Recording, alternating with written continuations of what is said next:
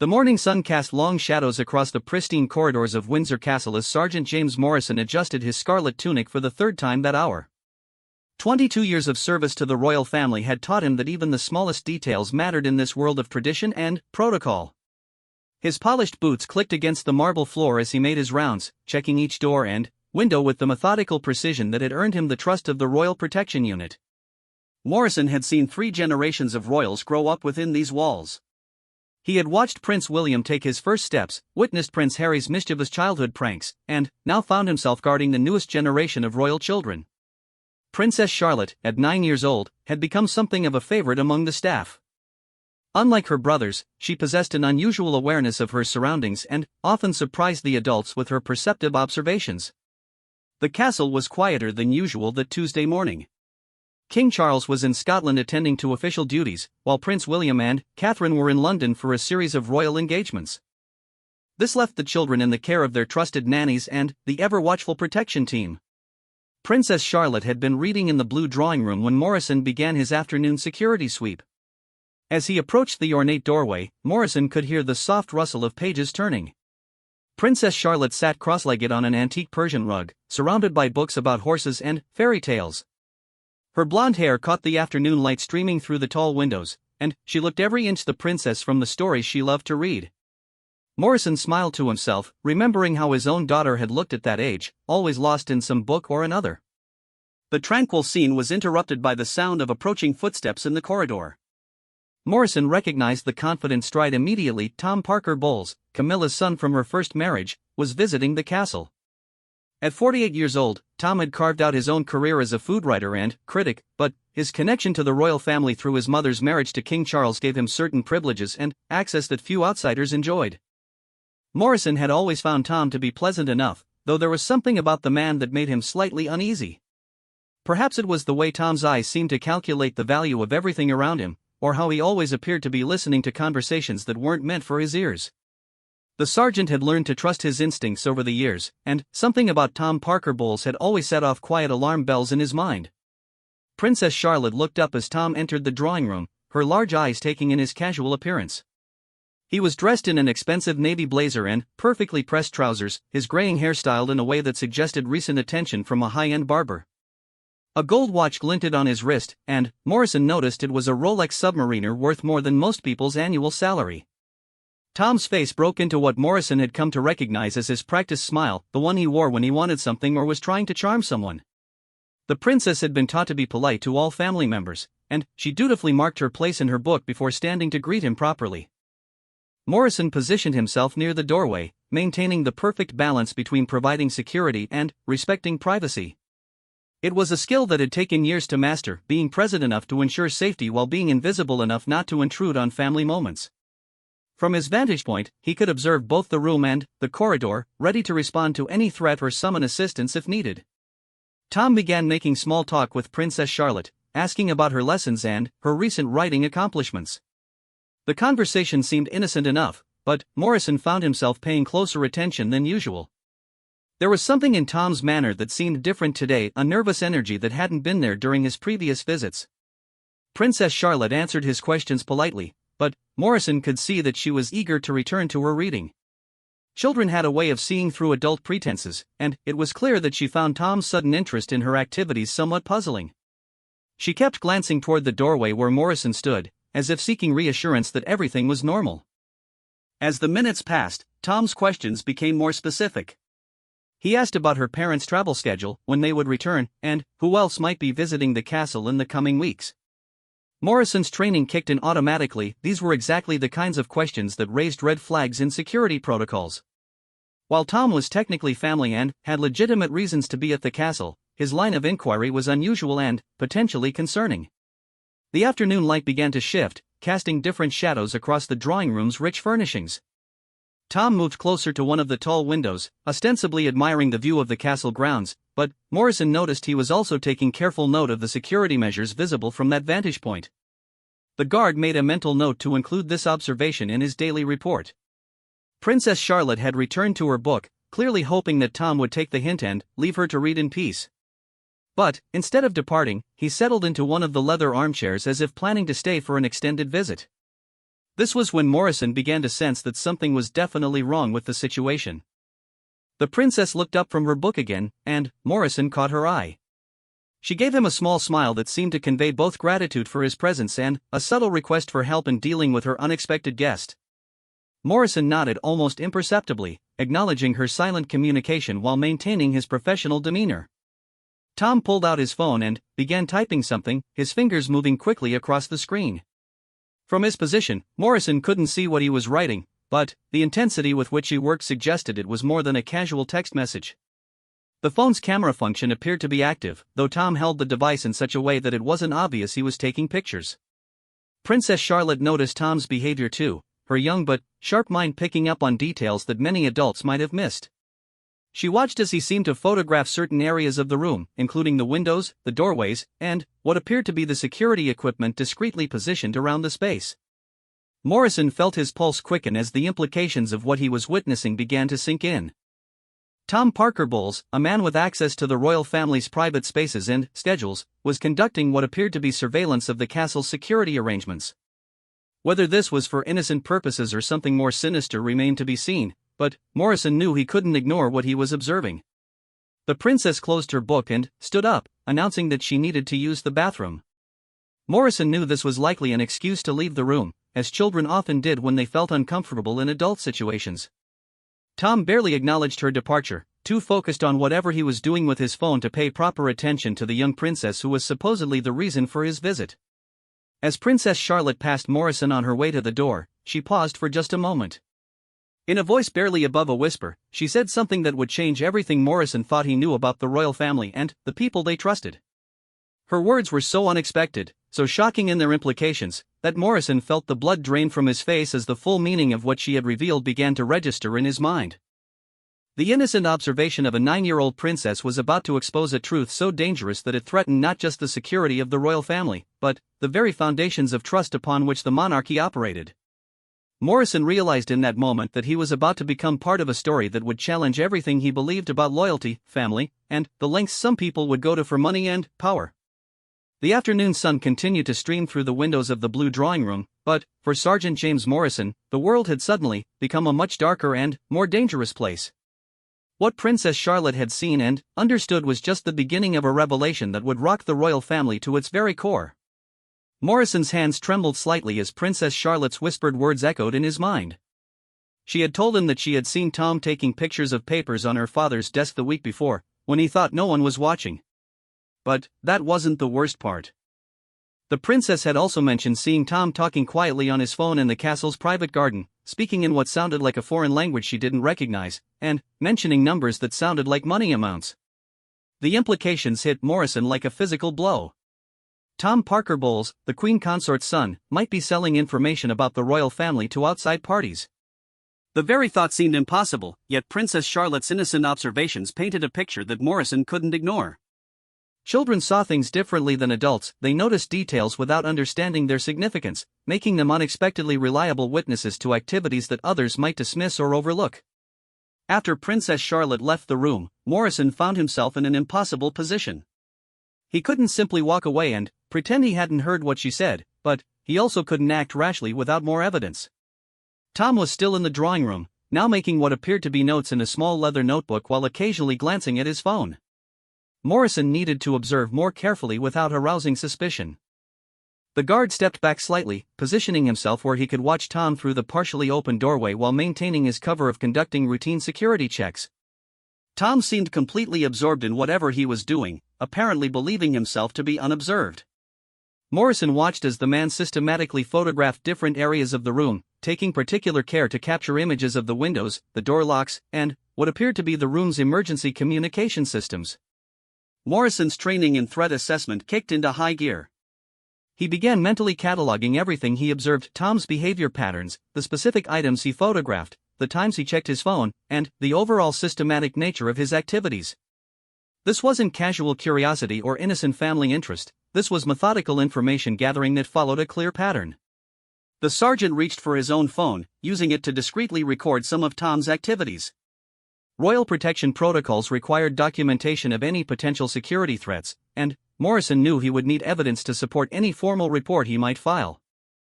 The weight of responsibility pressed heavily on his shoulders as he realized he might be witnessing the early stages of a serious breach of royal security. Princess Charlotte returned to the drawing room after several minutes, but, instead of settling back down with her book, she remained standing near the doorway where Morrison was positioned. Her young face showed signs of distress, and Morrison could see that she was struggling with something she wanted to say but wasn't sure how to express.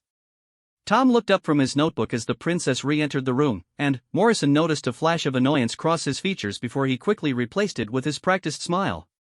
The man's reaction confirmed Morrison's growing suspicions. Tom had been hoping to continue his activities without the princess present to observe him. The princess moved closer to Morrison and whispered again, this time revealing something even more disturbing. She told him that she had heard Tom on the phone earlier that morning, before Morrison's shift had begun, speaking to someone about the old man's schedule and when the protection would be lightest. The innocence with which she related this information made it all the more chilling, as she clearly didn't understand the security implications of what she had overheard. Morrison felt his stomach clench as the pieces of a larger picture began forming in his mind. If Princess Charlotte's observations were accurate, Tom wasn't just gathering information about the castle's layout and security measures, he was also providing intelligence about King Charles's movements and the timing of security protocols. This suggested a level of planning and coordination that went far beyond casual opportunism. The afternoon stretched on with agonizing tension as Morrison continued his careful observation while maintaining his professional demeanor. Tom seemed to be wrapping up whatever he had come to accomplish, closing his notebook and preparing to leave the castle. But, before departing, he made one final request that sent alarm bells ringing in Morrison's head. Tom asked Princess Charlotte if she knew where her grandfather kept his private correspondence, claiming he was hoping to surprise King Charles with a family photograph and needed to check some dates. The request was presented as innocent family interest, but Morrison recognized it for what it really was, an attempt to gain access to highly sensitive royal communications. Princess Charlotte, displaying wisdom beyond her years, politely told Tom that she wasn't allowed in her grandfather's private study without permission. Her response showed that she had been well trained in security protocols, but Morrison could see that Tom was frustrated by her answer. The man's mask was beginning to slip, revealing glimpses of the calculating personality that lay beneath his charming exterior.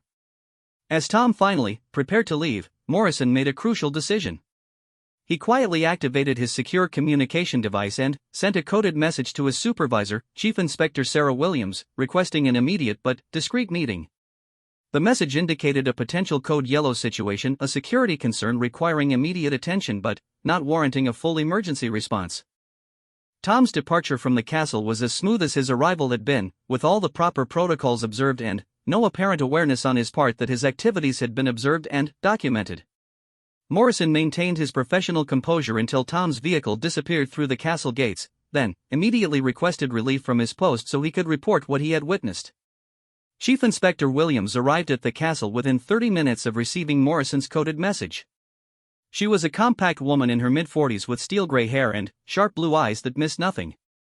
Her 25 years in royal protection had given her an instinct for spotting genuine threats among the constant background noise of palace politics and family drama. Morrison briefed Williams in a secure conference room deep within the castle's administrative wing. As he related Princess Charlotte's observations and his own witness account of Tom's behavior, Williams's expression grew increasingly grave. She asked detailed questions about timing, specific actions, and the exact wording of what the princess had reported hearing.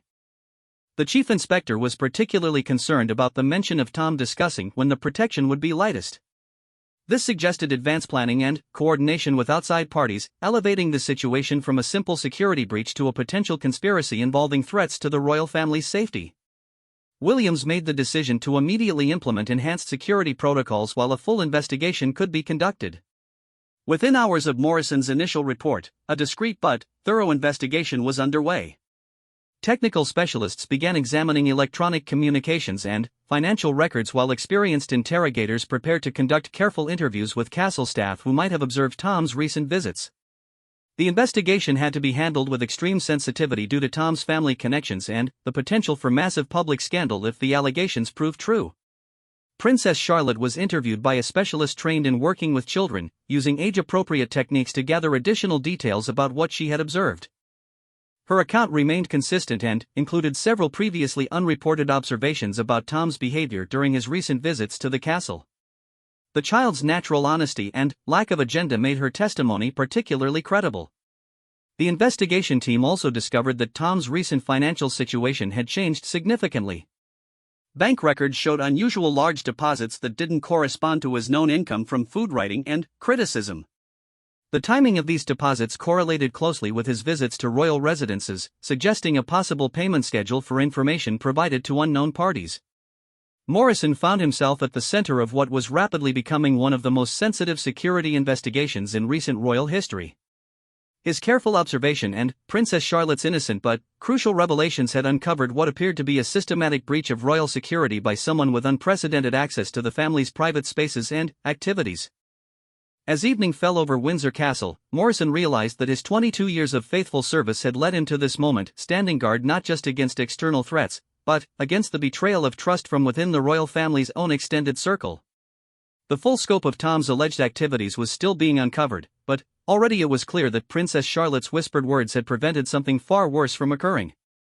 The investigation was just beginning, but Morrison knew that nothing would ever be quite the same again. The investigation into Tom Parker Bowles deepened over the following 48 hours, revealing layers of deception that shocked even the most experienced members of the Royal Protection Unit. Chief Inspector Williams had assembled a small team of trusted investigators, each sworn to absolute secrecy as they delved into what was becoming clear was a sophisticated intelligence operation targeting the British royal family. Digital forensics specialists working through the night had managed to trace some of Tom's recent communications through advanced surveillance techniques available only to the highest levels of British security services. What they discovered painted a picture far more sinister than anyone had initially imagined. Tom had been in regular contact with a network of individuals connected to several foreign intelligence services, including representatives from countries with historically tense relationships with the United Kingdom. Morrison found himself summoned to a secure briefing room in the basement levels of Windsor Castle that he had never known existed. The room was sterile and windowless, with walls that he suspected were lined with materials designed to prevent electronic surveillance. Chief Inspector Williams was present, along with two other officials whose identities were not revealed to Morrison but whose bearing suggested they represented the very highest levels of British intelligence. The senior official, a thin man with graying temples who introduced himself simply as Control, briefed Morrison on what the investigation had uncovered so far. Tom Parker Bowles had apparently been recruited by foreign intelligence operatives more than 2 years earlier, initially approached through his food writing work when he traveled to international culinary festivals. What had begun as seemingly innocent requests for general information about royal family preferences and schedules had gradually escalated into systematic intelligence gathering. The financial trail told a devastating story of gradual corruption. Tom's bank records showed that over the past 2 years, he had received payments totaling more than £400,000 from a complex network of shell companies ultimately traced to foreign intelligence operations. The payments had increased in size and frequency as the intelligence he provided became more detailed and valuable to his handlers. Control explained that Tom's access to the royal family through his mother's marriage had made him an invaluable asset to foreign operatives seeking inside information about British royal security procedures, travel plans, and personal relationships. The intelligence he gathered wasn't just about the family's daily routines. He had been systematically mapping the castle's security systems, documenting guard rotations, and identifying potential vulnerabilities that could be exploited by hostile actors. Morrison listened in growing horror as Control described the scope of Tom's betrayal. The man had used family dinners and casual conversations to gather intelligence about upcoming royal tours, state visits, and other sensitive events. He had photographed security documents left briefly unattended, memorized access codes observed during his visits, and even planted small listening devices in areas where private conversations might take place. The investigation had also revealed that Tom's activities extended beyond simple intelligence gathering. Control showed Morrison intercepted communications indicating that Tom had been tasked with identifying opportunities for more direct operations against the royal family. The foreign operatives were interested in kidnapping scenarios, assassination possibilities, and other violent actions that could destabilize the British government and damage the country's international standing. Princess Charlotte's innocent observations had apparently disrupted a plot that was moving toward its operational phase. Intelligence suggested that Tom's handlers had been planning something significant for the upcoming state visit by the President of France, an event that would bring together numerous high-value targets in a single location. Tom's systematic gathering of security information had been laying the groundwork for what could have been a catastrophic attack. Morrison felt sick as he realized how close the royal family had come to disaster, and how a 9-year-old girl's natural curiosity had possibly prevented a tragedy of international proportions. Control confirmed that Princess Charlotte would need to be briefed about the situation in age-appropriate terms and that enhanced security measures would be implemented around all the royal children indefinitely. The briefing continued with disturbing details about Tom's recruitment and gradual corruption. The foreign operatives had identified his gambling debts and expensive lifestyle as vulnerabilities they could exploit. They had approached him gradually, offering increasingly large payments for seemingly harmless information about royal family preferences and habits. By the time Tom realized the true nature of what he was involved in, he was too deeply compromised to withdraw without facing serious consequences. Control explained that Tom's handlers had used sophisticated psychological manipulation to maintain control over him. They had evidence of his illegal activities that could destroy his career and reputation, and they had also made subtle threats against his family members. Tom had become trapped in a web of blackmail and financial dependence that made escape seem impossible. The investigation team had also discovered that Tom wasn't working alone. He had recruited at least 2 other individuals with access to royal residences, a housekeeper at Balmoral Castle and a groundskeeper at Sandringham House. Both had been providing information about security procedures and royal family movements, creating a network of compromised individuals that posed ongoing threats to royal security. Morrison was briefed on the complex operation now underway to neutralize these threats without alerting the foreign intelligence services to the fact that their network had been discovered. The goal was to feed false information back through Tom and his accomplices while gradually rolling out the entire operation. This required careful coordination between multiple British intelligence agencies and would take weeks or months to complete safely. The personal toll on Morrison was becoming evident as the full scope of the betrayal sank in. He had spent more than 2 decades protecting the royal family, building relationships of trust and respect with multiple generations of royals. To discover that someone with such intimate access had been systematically betraying that trust felt like a personal violation of everything Morrison held sacred about his service. Chief Inspector Williams recognized the psychological impact on Morrison and arranged for him to receive counseling support from specialists trained in dealing with security breaches and betrayal situations. She also commended him for his alertness and professionalism in recognizing the threat and taking appropriate action. Without his careful observation and Princess Charlotte's trust in sharing what she had seen, the plot might have continued undetected until it was too late to prevent a tragedy. The investigation continued to expand as digital forensics teams analyzed Tom's electronic devices and communication patterns. They discovered that he had been using sophisticated encryption software to communicate with his handlers, suggesting a level of operational security training that indicated his foreign controllers took the operation very seriously. The technical sophistication of the communications also suggested that the Foreign Intelligence Service involved had significant resources and expertise. Morrison was assigned to a new role within the investigation, working closely with technical specialists to identify and document all the security vulnerabilities that Tom had potentially exposed to foreign operatives. This meant conducting a comprehensive review of all royal residences, updating security protocols, and implementing new countermeasures to protect against the specific threats that had been identified. The emotional impact on the royal family was carefully managed through discreet briefings that provided essential security information without causing unnecessary panic or distress. King Charles was informed of the situation during a secure communication while he was still in Scotland, and plans were made to brief other family members as they returned to London from their official engagements. Princess Charlotte continued her normal routine under enhanced but discreet protection, with specially trained guards who could blend seamlessly into her daily activities while providing maximum security.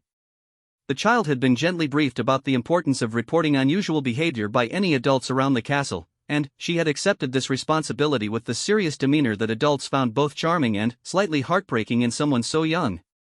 As the 3rd day of the investigation drew to a close, Morrison found himself reflecting on how quickly his world had changed. The revelation of Tom's betrayal had shattered his assumptions about trust and loyalty within the extended royal family, forcing him to reconsider how he evaluated potential threats and suspicious behavior. The investigation was far from over, but already it was clear that Princess Charlotte's innocent observations had prevented a catastrophe that could have changed the course of British history. Morrison took some comfort in knowing that his years of service had prepared him to recognize the significance of what the young princess had told him, but he also realized that the full scope of Tom's betrayal was still being uncovered. The next phase of the investigation would be even more dangerous, as the team worked to neutralize the foreign intelligence network while avoiding detection by Tom's handlers. Morrison knew that his role in protecting the royal family was about to become more complex and challenging than anything he had experienced in his 22 years of service. The operation to neutralize Tom Parker Bowles and his intelligence network entered its most dangerous phase as Control's team prepared to turn the compromised network against itself. Morrison found himself assigned to a surveillance detail that required him to observe Tom's activities during what appeared to be normal family visits while actually monitoring his every movement for signs of intelligence gathering or communication with his handlers. The plan was audacious in its simplicity and terrifying in its implications. Rather than immediately arresting Tom and exposing the entire operation, British intelligence had decided to feed him false information about upcoming royal events and security procedures. This misinformation would then be passed along to his foreign handlers, potentially allowing British authorities to track the complete intelligence network and identify all hostile operatives involved. Morrison's role required him to act completely naturally while knowing that every conversation, every document, and every security procedure Tom observed was being carefully controlled to serve the larger counterintelligence operation. The psychological strain of maintaining this deception while continuing to protect the royal family was enormous, requiring Morrison to compartmentalize his knowledge while staying alert to genuine threats. Tom returned to Windsor Castle exactly 1 week after Princess Charlotte's initial revelation, apparently unaware that his activities were being monitored and documented. Morrison watched as the man went through his usual routine of charming castle staff and engaging in seemingly innocent conversations about royal family activities. But now Morrison could see the calculated nature of Tom's questions and the systematic way he gathered information. The counterintelligence team had planted several pieces of false information where Tom would be likely to encounter them. Fake travel documents suggested upcoming royal visits to countries where no trips were actually planned. Dummy security protocols indicated vulnerabilities in royal protection that didn't actually exist. Even casual conversations among staff members were scripted to provide Tom with believable but completely inaccurate intelligence about royal family routines and security measures. Morrison observed as Tom photographed these false documents during a carefully orchestrated moment when he appeared to be alone in King Charles's private study. The images Tom captured showed detailed plans for a fictitious state visit to Germany, complete with fake security arrangements and travel schedules. British intelligence hoped this false information would prompt Tom's handlers to reveal themselves by attempting to exploit the non-existent security vulnerabilities. The operation required unprecedented coordination between multiple branches of British intelligence, royal protection services, and even international allies who might be targeted by the foreign operatives controlling Tom. Morrison found himself participating in briefings that included representatives from MI5, MI6, and Scotland Yard's specialist protection units, all working together to manage the complex deception while maintaining royal family security. Princess Charlotte continued to play an unwitting role in the operation, as her natural behavior and innocent observations provided valuable intelligence about Tom's activities. She reported to Morrison that Tom had asked her about her family's summer holiday plans and whether they would be staying at any of the traditional royal residences. Her answers, carefully coached by child psychology specialists, provided Tom with more false information to pass along to his handlers. The surveillance of Tom's communications revealed the sophisticated nature of the foreign intelligence operation targeting the royal family. His handlers used multiple layers of encryption and coded language that required significant resources to decode and analyze. The communications also showed that Tom was just one part of a much larger network that included assets in other European royal families and government institutions. Morrison learned that the foreign intelligence service involved was believed to be connected to a country seeking to destabilize Western democratic institutions through targeted attacks on symbolic figures like the British royal family. The ultimate goal appeared to be creating chaos and uncertainty that could be exploited to advance hostile geopolitical objectives. Tom's intelligence gathering was laying the groundwork for operations that could have far-reaching consequences beyond immediate physical threats to the royals. The emotional toll of the operation was particularly difficult for Morrison because he had to interact normally with Tom while knowing the full extent of his betrayal. During one particularly challenging encounter, Tom asked Morrison directly about security protocols for royal children, claiming he was concerned about Princess Charlotte's safety during public appearances. Morrison had to provide false reassurances while documenting the conversation for the intelligence team. Chief Inspector Williams worked closely with Morrison to help him manage the psychological stress of the operation. She explained that his ability to maintain normal behavior while conducting surveillance was crucial to the success of the larger mission. Williams also confirmed that Morrison's initial report about Princess Charlotte's observations had prevented what intelligence analysts believed could have been a catastrophic attack during the upcoming state dinner for the French president. The investigation had expanded to include Tom's accomplices at other royal residences, with surveillance teams monitoring their activities and communications. The housekeeper at Balmoral had been providing detailed information about security systems and staff schedules, while the groundskeeper at Sandringham had mapped escape routes and identified potential hiding places that could be used by hostile operatives. Both individuals were being fed false information as part of the larger deception operation. Technical specialists working on the case discovered that Tom's handlers had provided him with sophisticated surveillance equipment disguised as everyday objects. A pen in his jacket contained a miniature camera capable of photographing documents in extreme detail. His expensive watch included a device for recording conversations and transmitting them to remote receivers. Even his phone had been modified with software that could access wireless networks and extract data from nearby electronic devices. The scope of Tom's intelligence gathering became clear as investigators reconstructed his activities over the previous 2 years. He had systematically documented security procedures at multiple royal residences, photographed sensitive documents whenever opportunities arose, and gathered detailed personal information about royal family members that could be used for psychological manipulation or blackmail purposes. The foreign operatives had been building comprehensive profiles that could support a wide range of hostile operations. Morrison participated in a simulated emergency exercise designed to test the false security information that had been provided to Tom. The exercise revealed that Tom's handlers had indeed received and analyzed the false intelligence, as their communications showed planning activities based on the fake vulnerabilities and schedules. This confirmed that the counterintelligence operation was successfully penetrating the foreign intelligence network.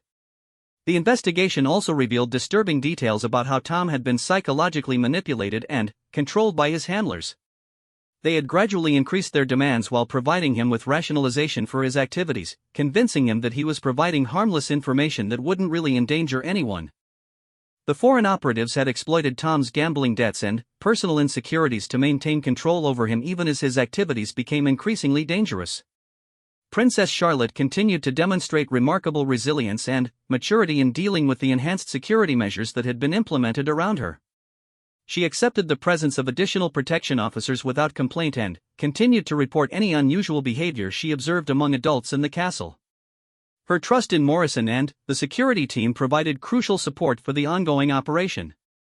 The counterintelligence operation reached a critical phase as Tom's handlers began planning what appeared to be an active operation based on the false information they had received. Intercepted communications suggested they were preparing to deploy operatives to exploit the fake security vulnerabilities during the fictitious state visit to Germany. This gave British intelligence the opportunity to identify and neutralize hostile operatives while they were in preparation stages. Morrison found himself at the center of increasingly complex security arrangements as the operation moved toward its conclusion. He had to maintain his normal duties protecting the royal family while participating in the elaborate deception that was drawing Tom's handlers into an intelligence trap. The success of the operation depended on everyone involved maintaining their cover until the foreign operatives could be safely neutralized. As the fourth week of the operation concluded, Morrison reflected on how completely his understanding of royal security had been transformed by Princess Charlotte's innocent observations. What had begun as a routine day of palace protection had evolved into one of the most significant counterintelligence operations in recent British history, with implications that extended far beyond the immediate safety of the royal family. The next phase would determine whether months of careful planning and deception would successfully neutralize a threat that could have changed the course of international relations and British political stability. The climactic phase of the counterintelligence operation began on a foggy London morning 6 weeks after Princess Charlotte's whispered revelation had set everything in motion. Morrison stood in the same blue drawing room where it had all started, but now the space was filled with sophisticated monitoring equipment hidden behind the antique furnishings. Every conversation would be recorded, every movement tracked, as the operation reached its carefully orchestrated conclusion. Tom Parker Bowles arrived at Windsor Castle for what he believed would be his final intelligence-gathering mission before the fabricated German state visit. His handlers had instructed him to obtain specific details about security arrangements and to plant listening devices in key locations where private conversations might occur. What Tom didn't know was that British intelligence had been monitoring every aspect of his communications and planning for weeks. Morrison watched from his concealed position as Tom entered the drawing room, his demeanor noticeably more nervous than during previous visits. The foreign operatives had increased pressure on him to deliver critical intelligence, and the weight of his deception was clearly affecting his behavior. Princess Charlotte was present again, reading quietly in her favorite corner, serving as an unwitting witness to the final act of Tom's betrayal. The technical team had prepared an elaborate trap involving fake security documents that appeared to detail the exact information Tom's handlers were seeking. These documents, left strategically where Tom would discover them, contained sophisticated disinformation designed to lead the foreign operatives into a carefully prepared ambush. Morrison's job was to ensure Tom had access to these materials while appearing to maintain normal security protocols. As Tom began his systematic intelligence gathering, Morrison observed every detail through multiple hidden cameras while maintaining radio contact with Chief Inspector Williams and her team. The evidence being gathered would be crucial for the prosecutions that would follow once the operation was complete. Every photograph Tom took, every document he copied, and every listening device he planted was being documented by British intelligence. Princess Charlotte looked up from her book as Tom approached the area where the fake documents had been placed. Morrison held his breath as the young princess watched Tom's activities with the same observant attention that had started the entire investigation. Her presence served as a powerful reminder of what was at stake, not just the security of the royal family, but the safety of innocent children who trusted the adults around them to protect rather than exploit them. The false documents Tom discovered contained detailed plans for a non-existent security vulnerability during the German state visit, complete with timing information and personnel assignments that would allow hostile operatives to plan an attack. As Tom photographed these documents, British intelligence was simultaneously tracking the transmission of images to his handlers and preparing to intercept the foreign operatives who would attempt to exploit the false information. Morrison received a coded signal indicating that Tom's communications were being successfully intercepted and decoded in real time. The Foreign Intelligence Service had taken the bait completely, with operatives already being deployed to Germany based on the false information Tom had provided. British intelligence, working with German authorities, was prepared to arrest the entire network as soon as they attempted to implement their plan. The listening devices Tom planted throughout the castle were actually sophisticated decoys provided by British intelligence, designed to transmit false conversations that would further mislead his handlers about royal security procedures and family activities. Morrison had to admire the complexity of the deception even as he felt disgusted by Tom's willingness to betray the family that had welcomed him with trust and affection. Princess Charlotte finished her reading and approached Morrison with the same trust she had shown weeks earlier when first reporting Tom's suspicious behavior. She whispered that she had seen Tom doing the same things again and asked if Morrison thought something was wrong.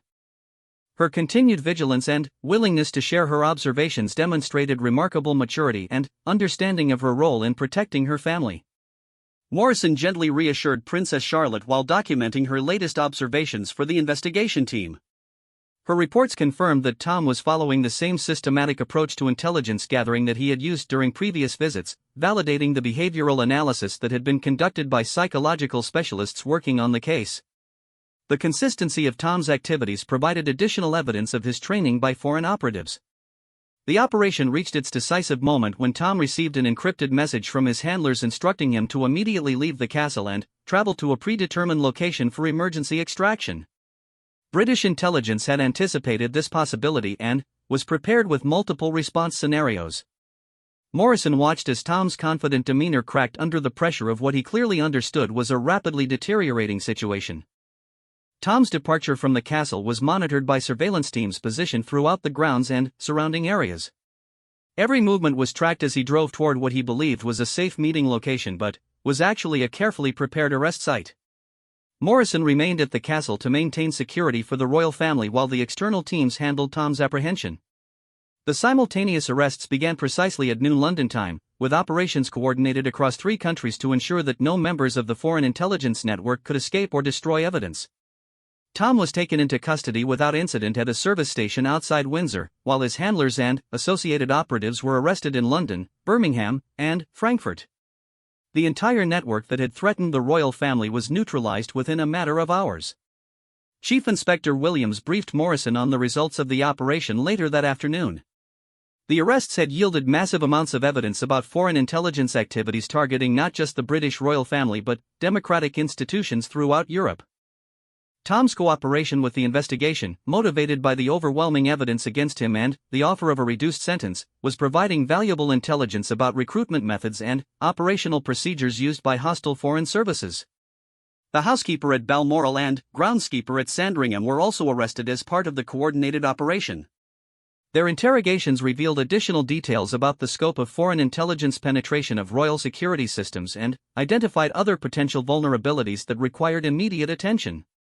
The entire royal protection system would need to be reviewed and updated based on what had been learned from the investigation.